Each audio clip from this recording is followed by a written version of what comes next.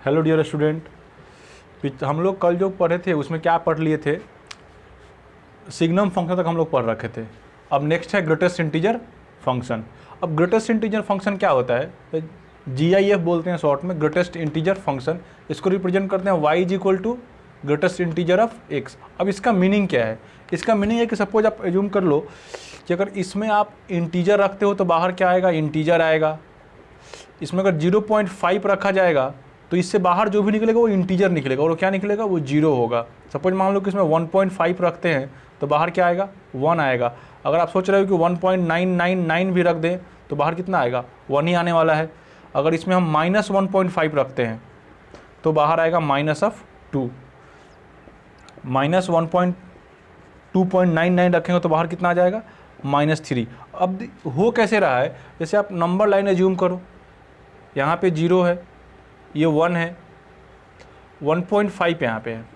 अब मान लो कि यहाँ पे 1.99 है, इधर कहीं 2 है, दिस वन इज -1, और यहाँ पे आप -1.5 पे जूम कर लो, इधर क्या होगा, कहीं -2 होगा। तो 1.5 का GIF क्या हो रहा है, 1 हो रहा है, तो 1.5 का 1 हुआ, तो 1.5 इसके लेफ्ट में जो इंटीजर है, सबसे पहला इंटीजर, जिस भी नंबर का GIF निकालना है उसके लेफ्ट में जो भी फर्स्ट इंटीजर होगा वही आंसर होता है। अब मान लो कि बोलो सर 2 पे, तो 2 तो ऑलरेडी इंटीजर ही है, तो 2 का क्या आ जाएगा, 2 ही आ जाएगा।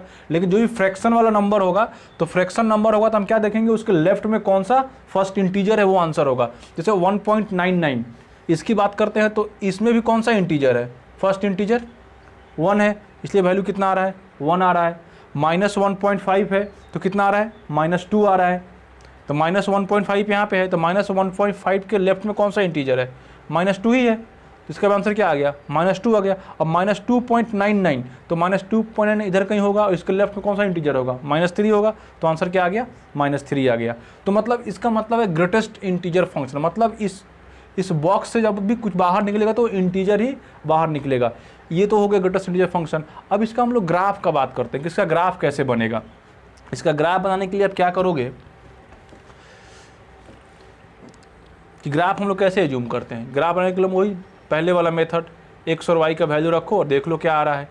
तो सपोज आप मान लो कि अगर हम x का वैल्यू क्या रखते हैं, x का वैल्यू 1 से छोटा और 0 से बड़ा रख रहे हैं, तो जब x का वैल्यू 1 से छोटा और 0 से बड़ा रखेंगे तो क्या आएगा, मतलब मान लीजिए 1 से छोटा रख रहे हो तो क्या रखोगे, 0.5 रखोगे तो कितना आ जाएगा, 0 आ जाएगा। तो y का वैल्यू कितना आएगा, 0 आएगा। अब क्या करते हैं कि x का वैल्यू 2 से छोटा और 1 से बड़ा रखते हैं, उस कंडीशन में 1 आएगा। नेक्स्ट x का वैल्यू 3 से लेस एंड 2 से ग्रेटर, तो कितना आ जाएगा, 2 आ जाएगा। x का वैल्यू 4 से लेस एंड 3 से ग्रेटर, तो कितना आएगा, ये 3 दे देगा। नेक्स्ट है कि अगर x का वैल्यू हम 0 से लेस रखते हैं, -1 से बड़ा रखेंगे, उस कंडीशन में क्या आएगा, इसका वैल्यू -1 आएगा। नेक्स्ट है कि x की वैल्यू -1 से लेस एंड -2 से ग्रेटर, तो कितना आ जाएगा, -2 आएगा। मतलब -1.5 वाला वैल्यू इसके बीच में होगा ना, -2 से बड़ा और -1 से छोटा कौन सा नंबर होता है, -1.5 -1.9, तो उसका वैल्यू क्या आएगा, -2 आएगा। अब आप इसको ड्रॉ कर लो, तो इसको जब हम ड्रॉ करेंगे तो क्या आ जाएगा,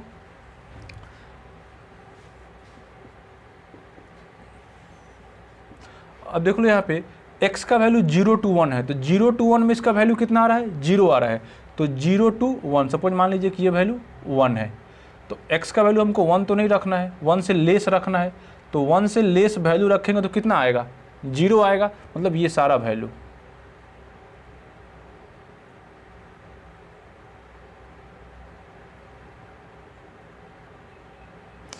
नेक्स्ट क्या है कि x का वैल्यू 1 से 2 के बीच में रखेंगे तो y का वैल्यू कितना आएगा, 1 आएगा। तो 1 से 2 के बीच में, सपोज मान लो कि ये 2 है, तो 1 से 2 में ये 1 दे रहा है,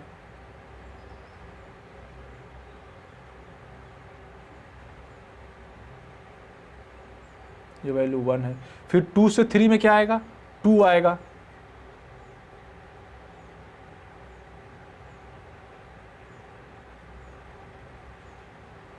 ये 2 हो गया, ये 3 है, ऐसा ही ये बनते जाएगा। फिर इधर देख लो आप -1 और 0 के बीच का नंबर, तो -1 और 0 के बीच में वैल्यू कितना आ रहा है, -1, तो -1 इधर होगा ना।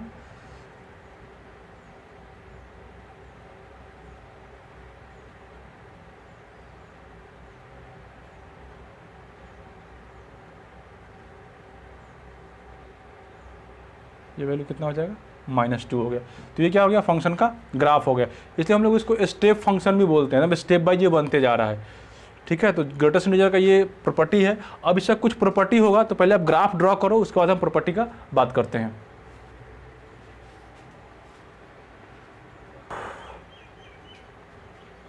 ये देखिए ग्रेटेस्ट इंटीजर का जो प्रॉपर्टी है, पहला प्रॉपर्टी क्या है कि ग्रेटेस्ट इंटीजर x का जो वैल्यू है हमेशा क्या होगा, x से तो लेस ही होगा, और क्या होगा, x - 1 से ग्रेटर होगा। अब यहाँ पे आप देख रहे हो जो ग्रेटेस्ट इंटीजर में बहुत सारा सिंबल लगा हुआ, बहुत सारा GIF लगा हुआ है, तो उससे कोई फर्क नहीं पड़ता। सपोज अब मान लो कि अगर हम 2.5 लिखते हैं और एक बार बॉक्स लगा दिए तो कितना वैल्यू आएगा, 2 आएगा। बट इसमें अगर एक बार और बॉक्स लगा दो तो यही बॉक्स तो इसको इंटीजर बना देगा, 2 बना देगा। उसके बाद ये क्या होगा, कितना भी बॉक्स लगा दें कोई फर्क नहीं पड़ता है, क्योंकि फर्स्ट बॉक्स क्या कर देगा, इंटीजर बना देगा, और इंटीजर का GIF क्या होता है, इंटीजर ही होता है। तो इसमें कितना भी लगा रहा है देख के आपको डरना नहीं है, बस एक को याद रखो, मतलब जनरली सिर्फ याद रखना है कि 2 बॉक्स होगा तो बाहर क्या आ जाएगा, 1 बॉक्स आ जाएगा। अब जितना भी होगा सब क्या होगा, 1 में कन्वर्ट हो जाएगा। और उसके बाद नेक्स्ट जो है कि अगर इसमें x + n - 1 है, मतलब n है प्लस में रहे या माइनस में रहे, तो सपोज आप मान लो कि कहीं लिखा हुआ है x + 5, ठीक है, और हमको ये x के बारे में पता नहीं है कि x कैसा है, तब हम इसको अलग अलग नहीं कर सकते हैं। लेकिन जब हमको ये पता रहेगा कि जो ये इंटीजर है, क्या है, n जो है इंटीजर है, तब इंटीजर को हम अलग कर सकते हैं। जैसे कि मान लो हम लिखते हैं x + 5, तो हमको यहाँ तो ये पता रहा ना कि 5 इंटीजर है, इसके बारे में नहीं पता है, तो क्या लिख देंगे हम, क्या प्रॉपर्टी है कि ग्रेटेस्ट इंटीजर x + -n, मतलब जो भी इंटीजर है आप उसको बाहर करके आप लिख सकते हो। तो x + -n करके मतलब 5 लिख सकते हो, फिर जो भी रहेगा वो लिख सकते हो। नेक्स्ट है कि ग्रेटेस्ट इंटीजर -x, तो जब भी देखो इसमें -x रहेगा तो इंटीजर आएगा तो -x बाहर आ जाएगा। बट जब ये इंटीजर नहीं रहेगा तब क्या आ जाएगा, minus of greatest integer x और -1। इसको एग्जाम्पल करके देखते हैं हम लोग। ये सपोज आप मान लीजिए कि हमको -1.5 का GIF पता करना है कि ये कितना होगा, तो इसमें हमको ये प्रॉपर्टी लगाना है। ऐसे हमको पता है कि इसका आंसर क्या आएगा, -2 आएगा, आंसर तो यही होगा। बट इसमें चेक करते हैं कि सेटिस्फाई कर रहा है, तो देख लो क्या प्रॉपर्टी है कि माइनस ऑफ GIF है, तो कितना आ रहा है, माइनस ग्रेटेस्ट इंटीजर x -1, तो इसका कितना हो जाएगा, -1.5 एंड -1, तो इसका कितना होगा, 1 हो जाएगा। तो -1 और ये माइनस कितना आ गया, -2 आ गया, सही है। नेक्स्ट जो है कि greatest integer of x + minus of greatest integer x, ये दोनों को ऐड करेंगे तो जब ये इंटीजर होता है तो ये x होगा, ये -x होगा, 0 हो जाएगा। और जब ये इंटीजर नहीं होगा तो इस तरह में ब्रेक होगा, तो इससे ये कैंसिल आउट हो जाएगा, क्या हो जाएगा, -1 बच जाएगा। और ये प्रॉपर्टी बहुत यूजफुल है। ये देखो nx लिखा हुआ है, तो nx को और इसको आप एक्सपेंड कर रहे हो, तो यहाँ पे n है, तो देखो ये n पार्ट में ब्रेक हो रहा है, x है, उसके बाद x + 1/n है, फिर 2/n है, 3/n है, लास्ट कितना, n - 1/n हो रहा है। क्लियर हो रहा है। तो यहाँ पे n है तो ये n पार्ट में ब्रेक हुआ है। और उसके बाद इसमें देखते हैं हम जो ग्रेटेस्ट इंटीजर ऑफ x है, अगर ये n से ग्रेटर है और इक्वल भी है, तब क्या आएगा, x का वैल्यू क्या होगा, n से बड़ा और इक्वल होगा। क्यों, जैसे मान लो आप इसमें रख लो कि 3 कि x, हम ऐसे एग्जाम्पल रख लेते हैं कि greatest integer of x is greater than equal to 3, तो अब इसमें x का वैल्यू क्या होगा, तो अगर हम यहाँ x का वैल्यू 3 रखेंगे तब तो इक्वल होगा ना। उसके बाद 3 से ज़्यादा कोई भी नंबर रख दो, सबके लिए सेटिस्फाई है, that means x greater than equal to 3 होगा। नेक्स्ट क्या है कि greatest integer of x is greater than n, तो उस कंडीशन में क्या यहाँ से 3 को हटा देते हैं। अब आप देखो x का वैल्यू क्या रखा जाएगा कि ये इनक्वालिटी होल्ड करेगा, तो जब x का वैल्यू आप 3 रखोगे तो 3 ग्रेटर देन 3 आ जाएगा, ये पॉसिबल नहीं है। मतलब यहाँ जो भी इसका वैल्यू होगा इससे क्या होगा, ज़्यादा होना चाहिए। तो कितना, अगर मान लो कि हम 3.1 रख दें तो क्या आएगा वैल्यू, मतलब 3 से ज़्यादा सारा कुछ वैल्यू आ रहा है। यहाँ क्या लिखना है कि x का वैल्यू n + 1 होना चाहिए, तो इससे ग्रेटर होना चाहिए। क्लियर हो गया, ये इतना प्रॉपर्टी है। अब इसके बाद हम इस पर डोमेन का बात करते हैं। जैसे ये फंक्शन लिखा हुआ है y = 1 greatest integer of x - 2, इसका डोमेन निकालना है।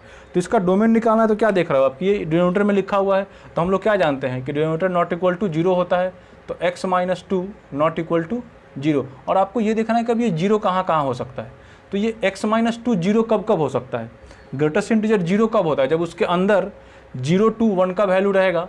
तो ये 0 कब होगा, जब x - 2 का वैल्यू 1 और 0 के बीच का होगा, तब क्या होगा, ये 0 हो जाएगा। तो यहाँ से x का वैल्यू आप निकाल लो, ये कितना हो जाएगा, ये इधर गया तो कितना हो गया 3, और ये कितना आ जाएगा +2। तो मतलब जब भी हम x का वैल्यू 2 और 3 के बीच में रखेंगे तो ये क्या हो जाएगा, 0 हो जाएगा, अदरवाइज 0 तो होगा नहीं। तो आंसर क्या हो गया, x belongs to r, x belongs to r, और r में समझा करना, ये नंबर सब्ट्रैक्ट कर देना है। अगर इसमें 3 रखेंगे तो कोई दिक्कत नहीं है, बट 2 रखेंगे तो 0 हो जाएगा। तो हमें क्या क्या हटाना होगा, r माइनस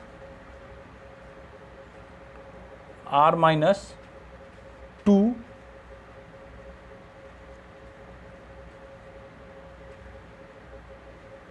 हाँ 2 पे क्लोज करेंगे और 3 पे क्या करेंगे, क्योंकि 2 रखने पे 0 आ रहा है बट 3 रखने पे 0 नहीं आ रहा है। तो r माइनस 2 to 3, ये नंबर अगर हटा देंगे तो क्या हो जाएगा, ये डिफाइंड हो जाएगा। क्लियर हो रहा है, मतलब क्या देखना था कि ये डिनोमिनेटर है तो ये कभी भी 0 नहीं होना चाहिए। तो हम लोग कैसे सोचे हैं कि ये 0 नहीं होगा, तो ये ग्रेटेस्ट इंटीजर 0 कब होता है, जब x का वैल्यू क्या होता है, 1 और 0 के बीच में होता है। तो x की जगह पर क्या था, x माइनस 2 था, तो इसको हम इक्वेट कर दिए, x minus 2 less than 1 greater than 0, solve कर दिया तो x का वैल्यू मिल गया। x का वैल्यू क्या होगा, इस x का वैल्यू जब भी 2 और 3 के बीच में होगा तो ये 0 दे देगा, और हमको क्या चाहिए कि x का वो 0 नहीं हो, तो ये वाला वैल्यू हम सब्ट्रैक्ट कर देंगे। तो ऑल रियल माइनस 2 to 3, ये डोमेन हो गया। नेक्स्ट क्वेश्चन है कि y is equal to 1 upon greatest integer of x minus x का रूट है। तो अगेन ये रूट में लिखा हुआ है, तो रूट के लिए क्या होता है, इसका क्या होगा 1 upon greatest integer of x minus x. ये कब डिफाइंड होगा, तो ये डिफाइंड होने के लिए क्या होना चाहिए, greatest integer of x minus x greater than 0 होना चाहिए। तो greatest integer of x greater then x है। अब देखिए हम लोग पहला ही प्रॉपर्टी लिखे थे कि ग्रेटेस्ट इंटीजर ऑफ x जो होता है हमेशा x से लेस होता है, और यहाँ पे क्या आ गया कि greatest integer of x is greater then x। ये कभी पॉसिबल है, कभी भी पॉसिबल नहीं है। That means x belongs to 5 हो गया। इतना कॉपी करो आप लोग।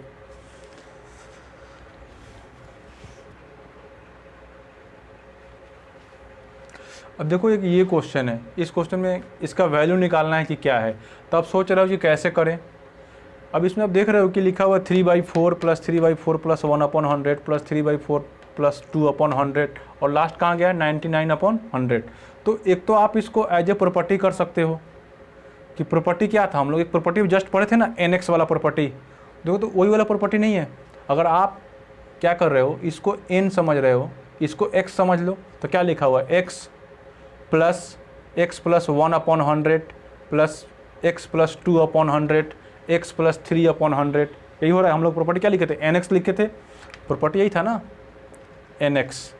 क्या हुआ था, ये हुआ था x प्लस 1/n था, फिर कितना था x plus 2/n and so on x plus n minus 1/n, और इसका वैल्यू क्या है nx है। तो ये क्वेश्चन डायरेक्ट प्रॉपर्टी पे है। यहाँ पे क्या हो रहा है, n का वैल्यू कितना है 100 है, और x का वैल्यू क्या है 3/4 है। तो आंसर कितना हो जाएगा, आप लिख लो 100 × 3/4। तो ये कितना हो गया, ये हो गया 25 × 3 मतलब 75 के ग्रेटेस्ट इंटीजर। तो क्या आ जाएगा 75 आ जाएगा। तो अगर आप बोलोगे सर हमको प्रॉपर्टी याद नहीं रहेगा तो याद तो करना पड़ेगा, बट अगर याद नहीं तब भी आप सोच सकते थे। आप डायरेक्ट सबको सोचो कितना आएगा, ये 3/4 है तो 0 पॉइंट समथिंग आएगा, और 0 पॉइंट समथिंग ग्रेटेस्ट में क्या होगा 0 होगा। यहाँ देख लो एलसीएम ले लेते हैं, ये भी 0 पॉइंट समथिंग, ये भी 0 पॉइंट समथिंग आएगा। तो अब ये देखना है कि कहाँ पे जाके 1 से ग्रेटर हो रहा है। ये जहाँ पे 1 से ग्रेटर वहीं से ना 1 मिलेगा, तो उसके 1 से छोटा जहाँ भी होगा सब जगह क्या आ जाएगा वो। तो एलसीएम कितना आ जाएगा, अब देखते चलो। तो यहाँ पे एलसीएम कितना हो जाएगा 100 और 4 का एलसीएम कितना होगा, आप सॉल्व कर लो। तो ये वैल्यू कितना आएगा 0 ही आएगा, इधर भी 0 आने वाला है। इसमें हम इसको लास्ट कर रहे हैं, आप देखते चलो कहाँ तक 3/4/25/100 करते हैं। जहाँ पे ये वैल्यू मिलेगा देखो, तो ये हो गया 3/4 प्लस ये कितना 1/4, तो 3 और 1 4 हो गया, और 4 का एलसीएम 4 हो गया, मतलब 4/4। तो ये कितना आ गया 1 आ गया, मतलब ये 25 के पास जाकर 1 दे रहा है। तो इसके पहले सब क्या हुआ होगा 0 हो गया होगा, इसके बाद वाला जो भी वैल्यू होगा वो क्या होगा 1 देगा, क्योंकि इसको ऐड कर लेंगे तो क्या आएगा 1 से ज़्यादा नहीं आने वाला है। तो मतलब 0 से लेकर 25 तक 24 तक कितना नंबर हो गया 25 हो गया, और टोटल है कितना 100 है, तो 100 माइनस 25 कर दो, दैट मीन 75 आने वाला है। तो आप इसको ऐसे भी सोच सकते थे, बट अगर आपको ये प्रॉपर्टी याद रहेगा तो आप एक स्टेप में क्वेश्चन जो कर सकते हो। नेक्स्ट जो है हम लोग को नेक्स्ट पढ़ना है फ्रैक्शनल पार्ट ऑफ एक्स। तो फ्रैक्शनल पार्ट ऑफ एक्स क्या होता है, फ्रैक्शनल पार्ट ऑफ एक्स जो है वो ग्रेटेस्ट इंटीजर की तरह ही है, जैसे fractional part of x, fractional FPF हम लोग पढ़ते हैं, fractional part of x, fractional part function. तो इसमें क्या होगा कि y इज इक्वल टू, ये कर्ली ब्रैकेट में लिखा होता है, y इज इक्वल टू, इसको पढ़ते हैं फ्रैक्शनल पार्ट ऑफ x। अब जैसे मान लो कि कोई भी नंबर है, सपोज x कोई नंबर है, तो कोई भी नंबर कैसे लिखा रहता है, कोई भी नंबर लिखना है, हमको पता है कि कोई भी नंबर x है, तो हम क्या लिख सकते हैं, उसको लिख सकते हैं greatest integer of x plus fractional part of x। ये क्लियर हो रहा है। जैसे मान लो कि 1.5 है, तो 1.5 को आप क्या लिख सकते हो, 1 प्लस 0.5 लिख सकते हैं। तो ये इसका मतलब क्या होगा कि ये कोई नंबर है, तो ये उसका इंटीग्रल पार्ट और ये क्या है, फ्रैक्शनल पार्ट। तो 1.5 को हम क्या लिख रहे हैं, 1 प्लस 0.5, तो ये 1.5 का ये इंटीग्रल पार्ट हो गया और ये क्या हो गया, फ्रैक्शनल पार्ट हो गया। तो ये हो गया फ्रैक्शनल पार्ट ऑफ एक्स। तो फ्रैक्शनल पार्ट ऑफ एक्स का जो वैल्यू क्या होगा, यहाँ से आप निकाल लो, फ्रैक्शनल पार्ट ऑफ एक्स का वैल्यू क्या होगा, हमेशा कितना होगा, वो x minus greatest integer of x होगा। अब इसका हमको ग्राफ ड्रॉ करना है, तो इसका ग्राफ ड्रॉ करने के लिए आप क्या करोगे, इधर y और इधर x का वैल्यू रखेंगे। तो y और x का वैल्यू जब रखते हैं, तो मान लो कि हम क्या रखते हैं, अगर हम x का वैल्यू रखते हैं 0 to 1, x का वैल्यू रखते हैं 0 to 1, तो जब x का वैल्यू 0 to 1 रखेंगे, तो यहाँ से क्या होगा, ये तो x minus greatest integer of x होगा, तो ग्रेटेस्ट ये तो x रहेगा और इसका वैल्यू क्या आ जाएगा, 0 आ जाएगा। तो इस कंडीशन में क्या आ गया, x आ गया। सेकेंड है कि अगर इसका वैल्यू आप 2 to 1 रखते हो, तो 2 to 1 के बीच का ग्रेटेस्ट इंटीजर कितना आएगा, 1 आएगा, तो क्या आ जाएगा, x माइनस 1, तो ये x माइनस 1 आ गया। नेक्स्ट क्या होगा, आप 3 to 2 रख लो, तो 3 to 2 में इसका वैल्यू कितना आएगा, 2 आएगा, तो ये 2 हो गया और ये तो x ही है, तो कितना आ गया, x माइनस 2 हो गया। एक दो नंबर और रख लेते हैं, निगेटिव भी रख के देख लेते हैं। तो निगेटिव रखते हैं कि अगर x का वैल्यू 0 और -1 के बीच का है, तो 0 और -1 में क्या होगा, 0 और -1 का ग्रेटेस्ट इंटीजर कितना होगा, -2 होगा, तो इसका वैल्यू -2 होगा, ये -2 और ये माइनस +2 हो गया, दैट मीन्स x प्लस 2 आ गया, ये आ गया x प्लस 2 आ गया। क्लियर हो रहा है, ये कितना आ गया, x प्लस 0 और -1 के बीच का ग्रेटेस्ट इंटीजर, मतलब क्या हो गया, -0.5, तो ये कितना आएगा, -1 आएगा ना, सॉरी यहाँ पे क्या होता, यहाँ पे ये 1 होता। क्लियर हो रहा है। अब इसको हम लोग ड्रॉ कर देंगे, तो ड्रॉ करेंगे तो कितना हो जाएगा, x का वैल्यू कहाँ रखना है, 0 और 1 के बीच में, तो x का वैल्यू जब 0 और 1 के बीच में रखेंगे तो ये कितना आएगा, ये तो y equal to x line आ रहा है, और फ्रैक्शनल पार्ट ऑफ x का फ्रैक्शन का वैल्यू हमेशा तो 1 से बड़ा कभी होगा नहीं, तो ये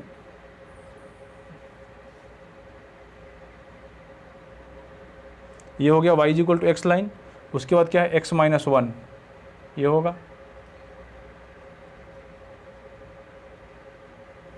0 1 2,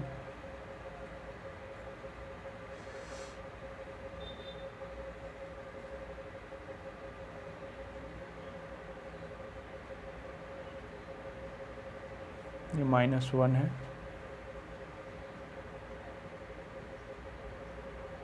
ये -2, इस टाइप का अच्छा ग्राफ बनेगा। ये वैल्यू कितना है, मतलब fractional part of x function के अगर डोमेन का बात किया जाए, तो इस फंक्शन का डोमेन कितना हो जाएगा, डोमेन ऑफ फंक्शन क्या आएगा, आप कुछ भी रख सकते हो, r आ गया, और रेंज ऑफ फंक्शन कितना होगा, range of function 0 to 1, fractional part of function का डोमेन रेंज कितना होगा, 0 to 1 हो जाएगा, मतलब इसका वैल्यू हमेशा तो 0 to 1 ही लाई करेगा, 1 पे कभी भी क्लोज इंटरवल नहीं यूज करना है। अब कुछ प्रॉपर्टी होगा, तो जैसे मान लो कि अगर फ्रैक्शनल पार्ट में इंटीग्रल वैल्यू है, तो इसका क्या आ जाएगा, ये 0 आ जाएगा। बस इसमें एक ही प्रॉपर्टी याद रखना है कि इंटीजर का मान लो कि हम लिखते हैं कि x इज इक्वल टू 2,